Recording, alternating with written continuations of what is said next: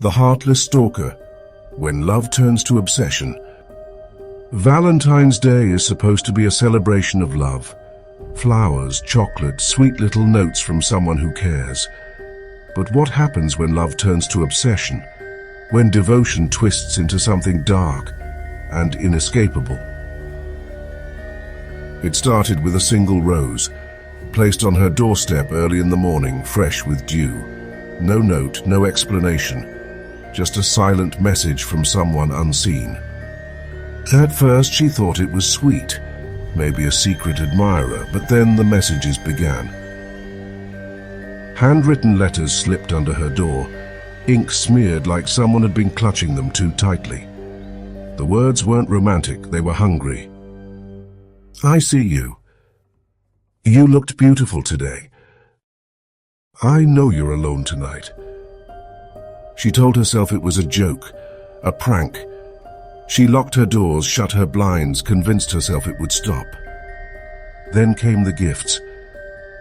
A heart-shaped box, just like the ones in the stores. But inside there were no chocolates, only a dead bird, its tiny body still warm. A locket with a picture of her, taken from inside her own home. A single red candle melted at the edges and a note attached. Dinner by candlelight, just the two of us, soon. She went to the police. They shrugged. No threats, no proof. Just a secret admirer who had taken things too far. But she knew someone was watching, waiting. The night before Valentine's Day, she heard it. Fingertips dragging across her bedroom window. A slow, deliberate sound. When she turned on the light, her breath caught in her throat.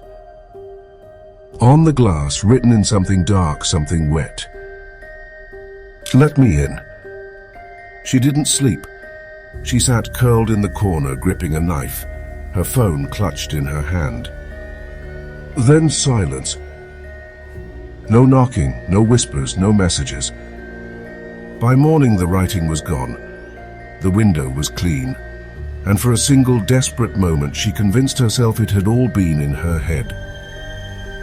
But when she stepped outside, she saw it, waiting for her on the porch. A single gift wrapped in blood-red ribbon. Her hands shook as she unwrapped it. Inside, a single shriveled human heart. And a note. You didn't open the door, here is my heart. Some people can't take no for an answer. Some think love is a game, and some don't need you to love them back. If you ever find an unexpected Valentine, an unsigned letter, a gift that makes your stomach turn, be careful, because obsession never dies, and the heartless never stop. The Lover's Lane Killings, a tale of fear and mystery. They parked beneath the stars, expecting a quiet night alone, a stolen moment, away from the world. But the dark hides more than just secrets, and some roads were never meant for love. They were meant for fear. Lover's Lane. Every town seems to have one, a secluded spot where couples sneak away for romance, where whispered promises and nervous laughter fill the air. But in the shadows, something else watches, something that waits. The stories vary, the names change, but the terror is always the same. A car parked deep in the woods, a pair of young lovers lost in each other, and then the feeling. A chill that runs down the spine, the sudden silence of the night, the overwhelming sensation that they are not alone. Sometimes it starts with a sound, a branch snapping, the crunch of footsteps on gravel, the metallic scrape of something sharp against the car door. Or worse, just nothing, just the slow, creeping realization that something is wrong.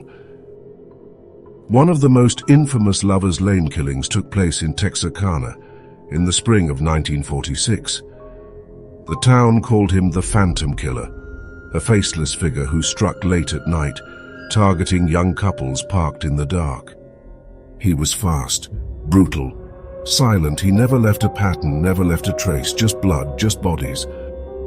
A young couple, Jimmy Hollis and Mary Jean Larey were the first to encounter him.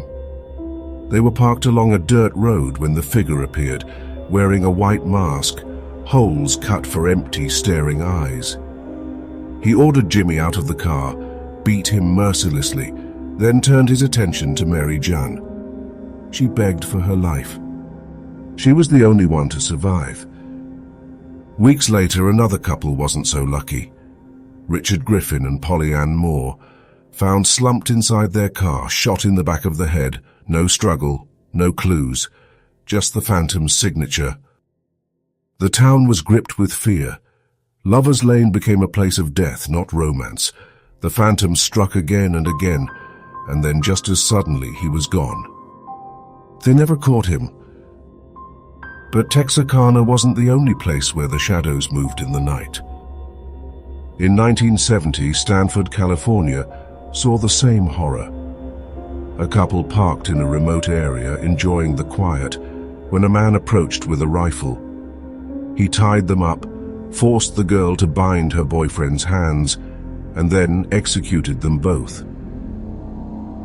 Decades later, Virginia would see another attack. A man with a gun, a dark figure slipping through the trees, another couple slaughtered in the place they thought was safe. And the stories don't stop.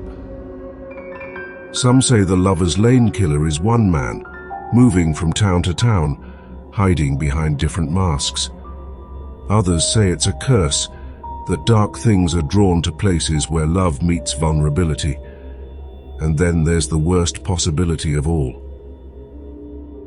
That no matter where you go, there is always someone watching, someone waiting. So if you ever find yourself parked in the dark, in the middle of nowhere, and the night suddenly goes silent, if you hear the sound of breathing just beyond the glass, if you see a shadow that wasn't there before, don't wait to find out what's out there. Drive. Because on Lover's Lane, romance isn't the only thing that lingers. The dark has always hidden secrets, and some lovers never make it home. The Cursed Valentine card. Love is supposed to be beautiful, safe, everlasting. But sometimes love turns dark, and sometimes a simple Valentine's Day card carries something far more terrifying than a message of affection. It started with an old, forgotten envelope, tucked inside an antique shop. Faded pink paper, yellowed edges, a delicate heart embossed in gold. A couple stumbled upon it while browsing, charmed by its vintage beauty. The shopkeeper hesitated when they picked it up, her face draining of color. "That's not for sale," she muttered, snatching it away. But curiosity is a dangerous thing. Later that night, as they lay in bed, there was a knock at the door. A small, unmarked package sat on their doorstep. Inside was the same vintage Valentine's card. No postage, no return address, just waiting for them. They laughed at the coincidence, brushing off the unease creeping into their bones. The card was beautiful, delicate, but inside the message was anything but romantic. "Yours forever, in life and in death." No name, no signature, just a faint scent of roses tinged with something rotten. From that moment on, things began to change. She woke gasping for breath, the sensation of fingers tightening around her throat. He found deep scratches on his back, as if something had crawled over him in the night. The whispers followed them from room to room, soft, breathless, desperate. And then the accident started. A shadow in the road nearly causing a deadly crash. A glass shattering in his hand, slicing deep into his palm. The sensation of unseen fingers brushing her hair. They returned to the shop, demanding answers. The shopkeeper's hands trembled as she spoke. "That card should never have found you," she whispered. "It belonged to a woman long ago, a woman whose love turned to obsession. When her fiancé betrayed her, She wrote him a final Valentine, and then slit her own throat. He was found dead days later, the card in his hand, his face frozen in terror.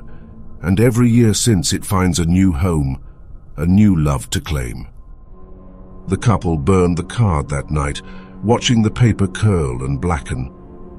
But as the flames consumed it, a final message revealed itself, written in deep blood-red ink. "You can't get rid of me." Then the fire went out. The ashes stirred, and in the silence a single whisper rose from the darkness behind them. "I'm already here." The next morning their house was silent. The bed was cold, and on the floor where they had stood the night before, the card remained, pristine, waiting. Love letters are meant to last forever.